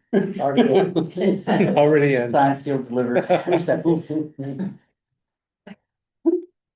So we should just have 3, so why don't you Also, Okay. assistants, but not sit on the ad hocs. Okay. You're just ex officio, you're the chair. how about I create the form that will get published for, and then, I'll gather all of the questions, because it'll be a Google form, that's how I did it last time. Yep. And then everything will be submitted, if anyone ever asks for the record of the questions that were, it's available, it's just like a Excel file that I download, and it'll have everything on there for a public record. But yeah, I can create the form once you guys, the ad hoc decides the final day after you get confirmation from the candidates, the time, the creation of the Zoom link or whatever, we do there. And I'll create the form and gather the questions and help that way, but I won't be on that, so that way you guys. So the, Maybe that's, here's Michael and Susan. if Casey wants to do it, I can step back. Okay, so for now, we'll have Susie, Nancy, Susie Michael. Susie, Michael, and Nate, and And I'll then, get somebody from, I'll find out from Clean. okay, and then if David wants to do it, Nate's gonna step off. Seems like first step to see if those dates we talked about work for clean. I'm glad to contact the candidates. Yeah, Okay, I will do that. Are you gonna do one event or two events for each district?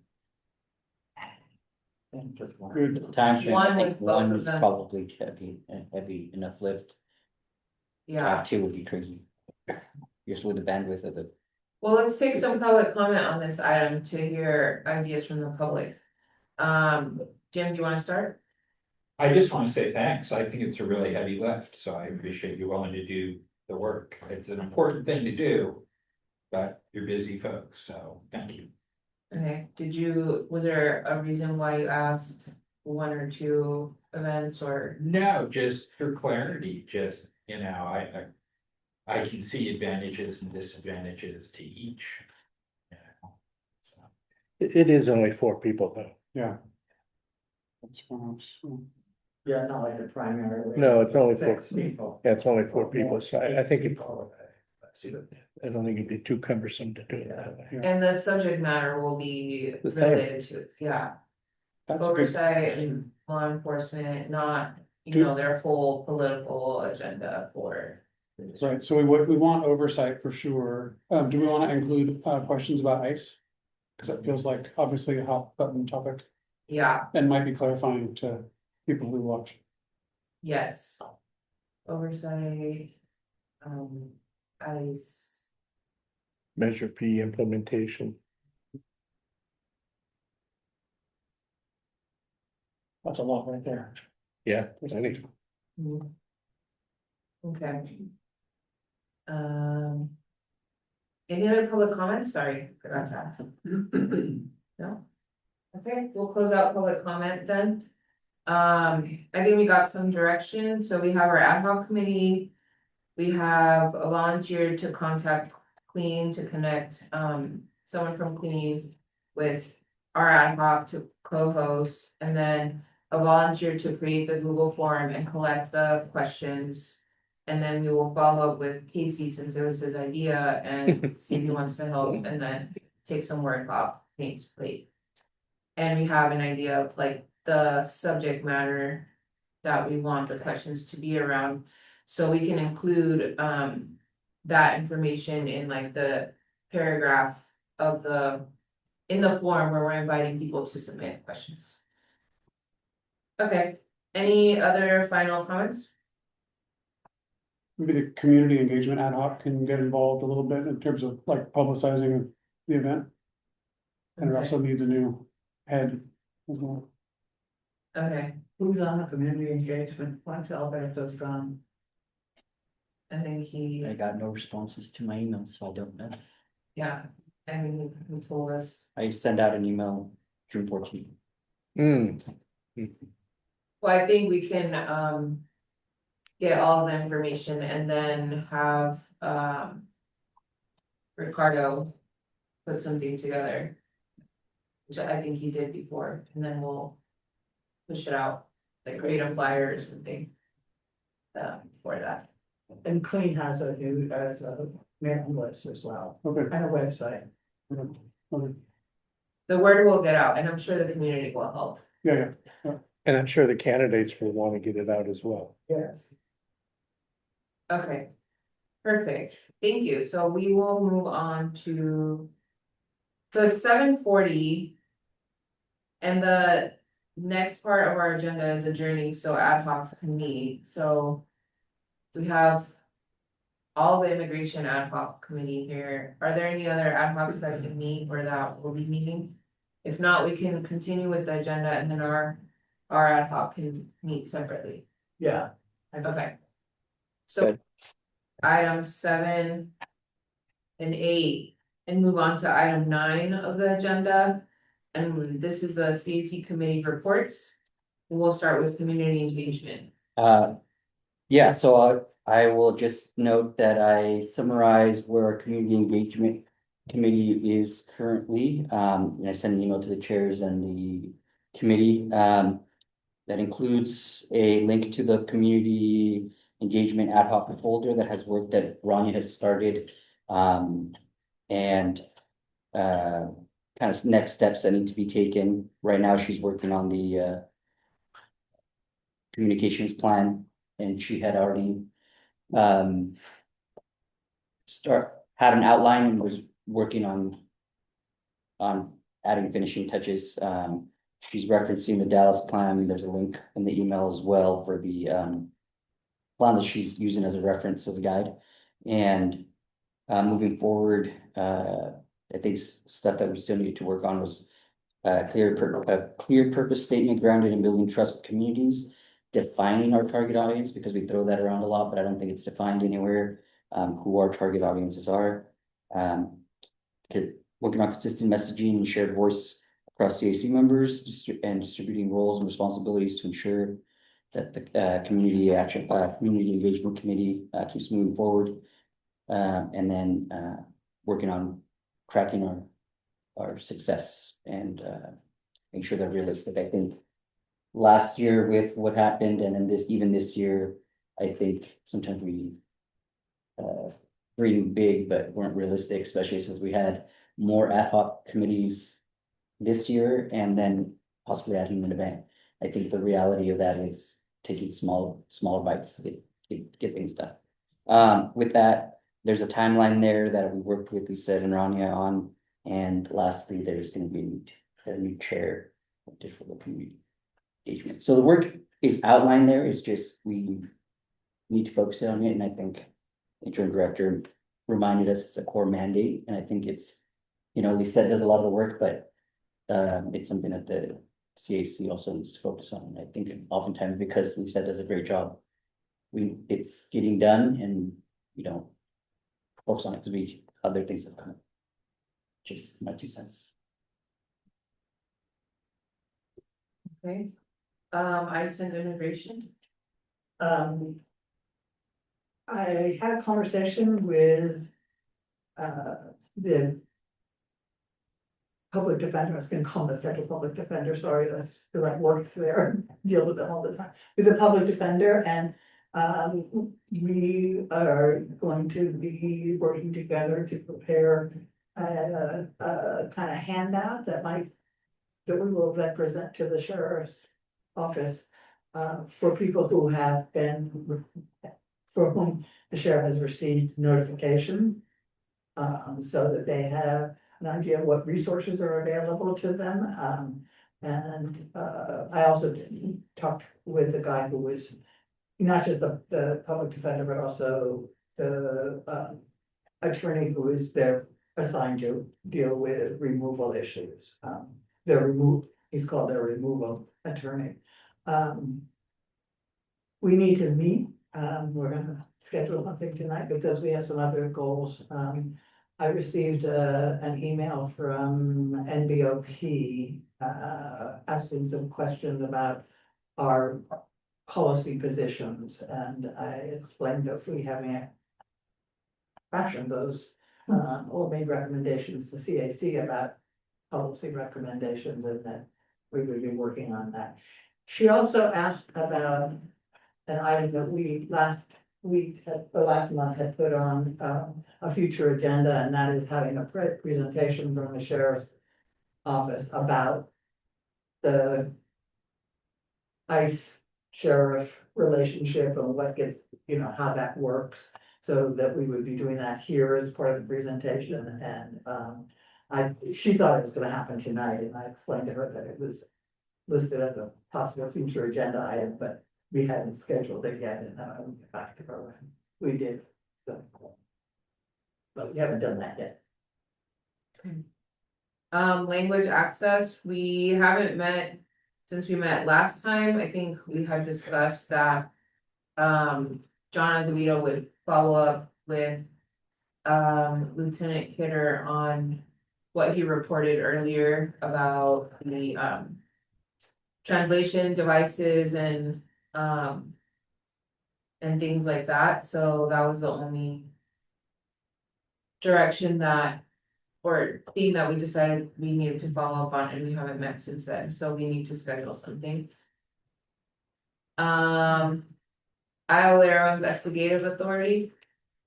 Yeah, we met at the end of last month. Given all the turnover and changes, we decided to take another look at our SMART goals because so much has changed since the beginning of the year. So that was kind of our task right now, and we're still working on that. I haven't heard much back on that yet, but we'll be working on that over email.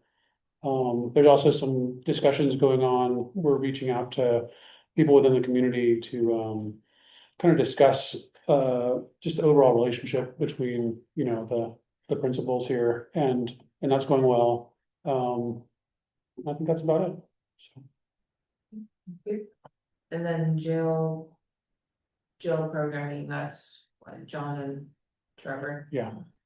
I know Trevor scheduled the tour and then was also not able to make it to that one this time around, so I don't know if they have a report to provide, but I'm sure they can provide some feedbacks. Open time for public comment. This section is intended for non-action items from this agenda and for items not appearing on the agenda that are within the subject matter jurisdiction of the CAC. Are there any items from the public for open time? Well, can I throw something in for the request for a future item? Sure, you can do that this time. I think it would be great if you got a presentation from the sheriff's office and discussed this new sheriff's foundation that they created. Cause it just, some people love police foundations, some people hate them. Reminds me a lot of the arguments that are going on with Flock right now. You know, it's either the best thing since sliced bread, or it's this horrible, unaccountable, non-transparent thing that does, you know, no good and is evil. And so we now have one. The foundation won't pass on information to us.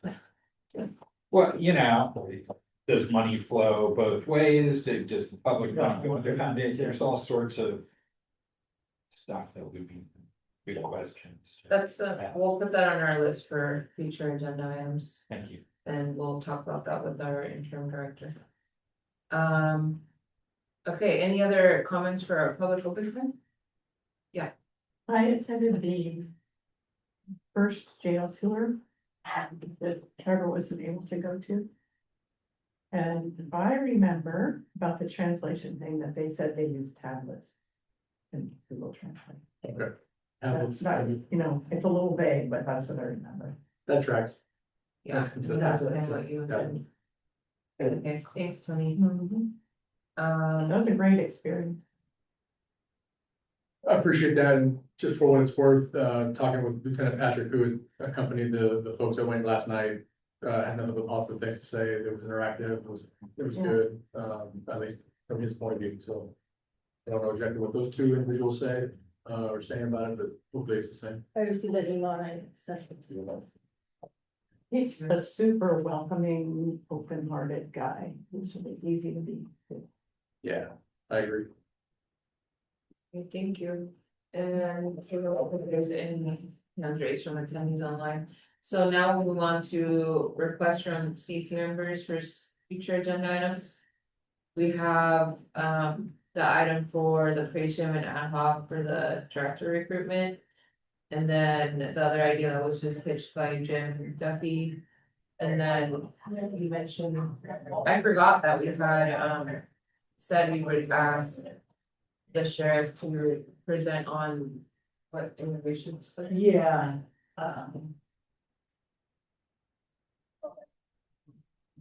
We'll refer back to other, items that we've had written in the past, but, Here, there is a presentation by the sheriff and the DA. Or the DA. Yes. About prosecuting ICE if they were permitting. I think that's what it was. oh. Yeah, prosecuting ICE if the sheriff's office, if they broke the law and the sheriff's office indicated they would enforce the law against an ICE violator.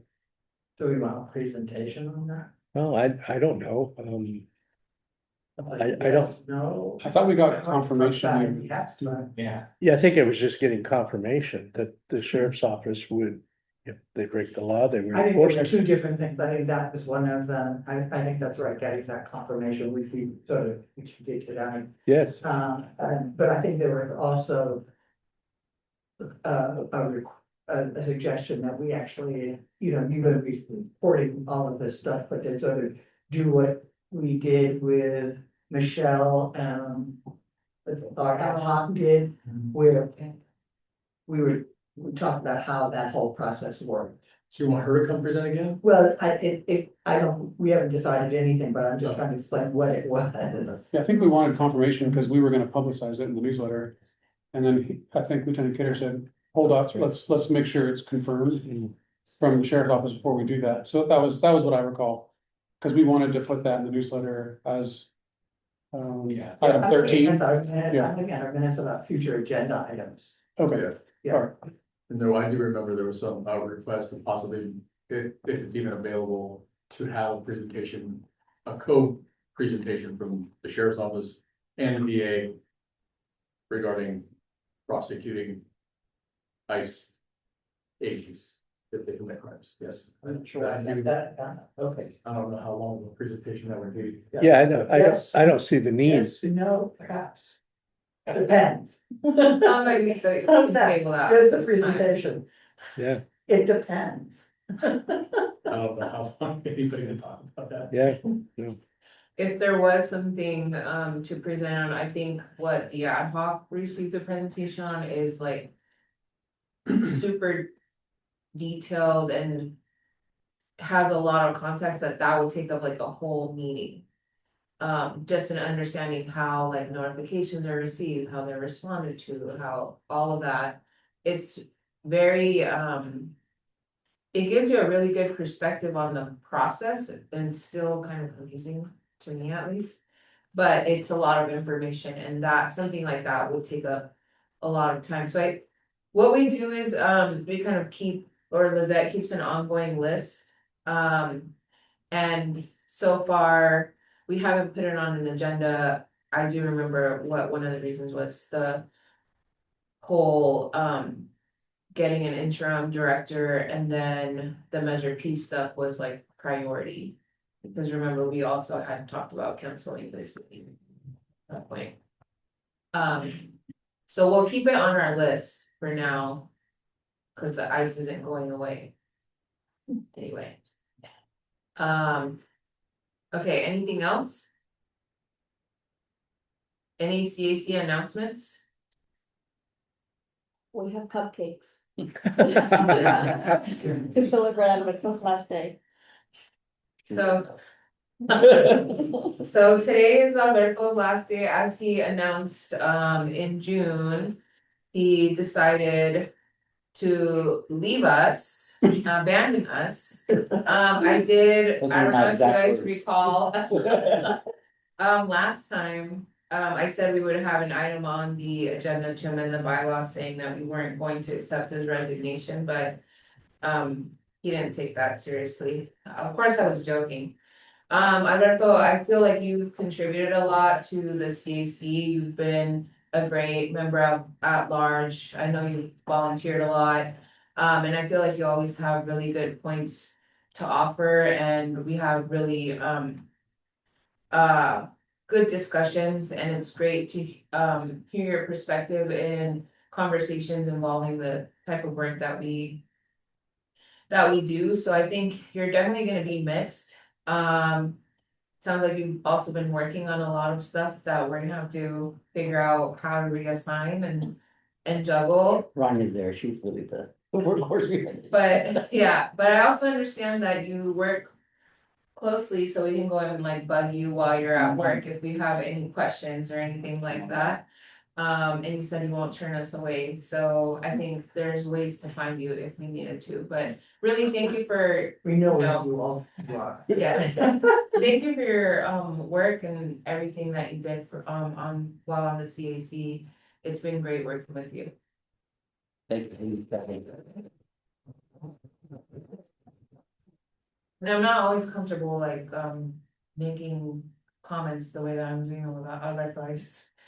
Like we need something to laugh about, so not everything that I've said is serious. We weren't really gonna put anything on the bylaws. I mean, everyone has things going on in their lives, so. We just. She really wanted it. Yeah, Nancy had to convince me to take it on, yeah. Okay, discussion of possible topics to publicize, any ideas for everything we need to put on the, in the newsletter? Upcoming candidate forum.